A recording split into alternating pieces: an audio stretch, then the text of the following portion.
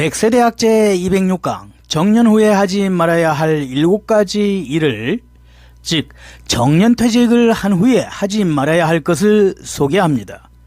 신중년 행복디자이너 이규철입니다.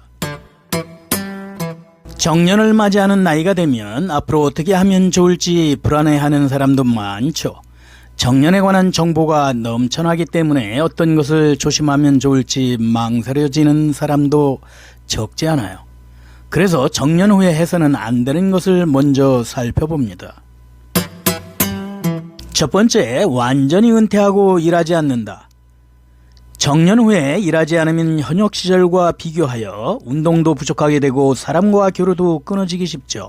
수입도 들어오지 않기 때문에 저축과 연금에 의존하게 됩니다. 수명이 늘어나면서 경제적 리스크도 높아질 것입니다. 또한 사람들과 교류가 줄어들면 정신적으로도 쉽게 우울증, 치매의 위험도 높아집니다. 일을 함으로써 그러한 위험을 예방할 수 있죠. 물론 일하는 것 이외에 사람들과 교류나 운동을 계속적으로 할 수 있다면 문제는 없습니다. 무리를 하지 말고 자신에게 맞는 근로 방식을 찾는 것이 바람직할 것입니다. 두 번째, 경험도 없는데 저축, 퇴직금으로 큰 투자를 시작한다. 퇴직금이라는 목돈으로 재테크를 위해 큰돈 투자를 생각하는 사람도 있죠. 그러나 투자에는 공부와 감정을 통제하는 경험이 필요합니다.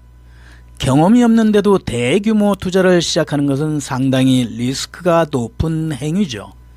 관심이 있는 경우는 소액 투자로 하거나 적립형 안전한 선택지가 중요합니다. 세 번째, 돈을 모을 생각만 한다.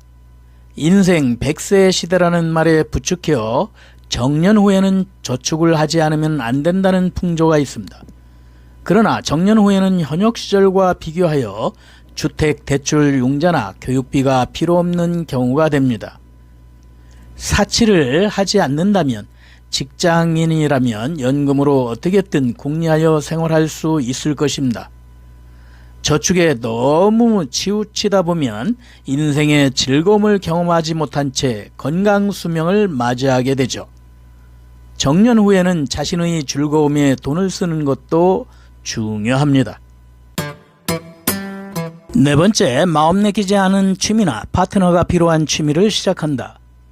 정년 후 뭔가 취미를 가져야 한다는 생각에 주위 영향으로 마음 내키지 않는 취미를 무리하게 시작하는 사람이 있어요.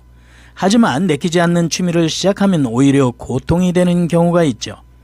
옛날에 하던 악기 등을 오랜만에 하는 등 자신이 관심 있는 것부터 시작하는 것이 좋을 것입니다. 또 파트너가 필요한 스포츠나 취미의 경우는 파트너를 찾지 못해 곤란한 경우도 있답니다. 우선 산책이나 하이킹 등 부담 없이 혼자 할 수 있는 것부터 시작하는 것을 추천합니다. 다섯 번째, 운동을 하지 않고 나날을 보낸다. 운동 부족은 고혈압, 비만 등 생활 습관병의 발병 위험을 증대시켜 심근경색이나 뇌졸중 등 사망 위험을 높인다는 보고도 있어요. 현역 시절에 일하고 있을 때는 통근할 때나 외근 등 의외로 운동을 하고 있는 것입니다. 정년 후에는 운동 부족이 되기 쉽기 때문에 산책 등 간단한 운동을 계속하는 것이 필요합니다. 여섯 번째, 회사원 시절의 지인들과만 교류한다. 정년 후에도 회사원 시절 지인들만 교류하는 사람들이 많아요. 서로 잘 알고 있기 때문에 편하지만 옛 동료와의 대화는 화제가 과거의 이야기나 기존의 이야기에 치우치기 쉽습니다. 옛날 이야기에 꽃을 피우는 것은 스트레스 해소에는 좋지만 새로운 것을 접할 기회를 잃게 되죠. 새로운 취미를 시작하거나 스터디 그룹 등에 참여하여 새로운 만남을 찾아보세요. 일곱 번째, 배우자에게 이기적인 기대를 한다. 정년 후 자신의 시간이 증가하면 자신이 하고 싶은 일에 배우자를 끌어들이려고 하기 쉽습니다. 특히 남성의 경우는 함께 여행을 가거나 취미를 하고자 하는 사람이 많아요. 서로 좋아하는 것이라면 문제가 없지만 한쪽에 관심이 없을 경우 성가신 이야기가 되죠. 정년 후에는 서로 하고 싶은 일을 존중하고 좋은 의미로 지켜보는 것이 중요합니다.